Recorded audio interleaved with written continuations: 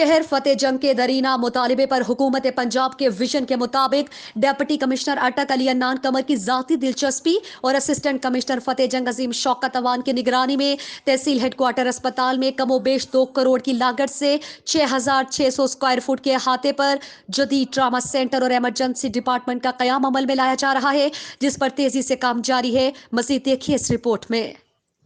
रावलपिंडी, कोहाट और पिंडीघेब रोड पर ट्रैफिक हादसात की कसरत और तहसील हेडक्वार्टर अस्पताल फतेह जंग में नाकाफी सहूलियात की वजह से आने वाले मरीजों को ज्यादातर रावलपिंडी रेफर कर दिया जाता था, जिसकी वजह से कई मरीज जान की बाजी हार जाते थे। ताहम अब शहर फतेह जंग के देरीना मुतालबे पर हुकूमत पंजाब के विजन के मुताबिक डिप्टी कमिश्नर अटक अली अन्नान कमर की जाती दिलचस्पी और असिस्टेंट कमिश्नर फतेह जंग अजीम शौकत आवान की निगरानी में तहसील हेडक्वार्टर अस्पताल में कमोबेश 2 करोड़ की लागत से 6600 स्क्वायर फीट के अहाते पर जदीद ट्रॉमा सेंटर और इमरजेंसी डिपार्टमेंट का कयाम अमल में लाया जा रहा है। तहसील हेडक्वार्टर्स अस्पताल फतेह जंग में 2 बेड्स पर मुश्तमिल इमरजेंसी थी, जबकि नए ट्रॉमा सेंटर में खवातीन और मर्दों के लिए 8 बेड्स पर मुश्तमिल वार्ड्स होंगे। Medical officer room, registration counter, minor और मेजर इंजरीज के लिए अलहदा ऑपरेशन थिएटर, ट्रायज रूम,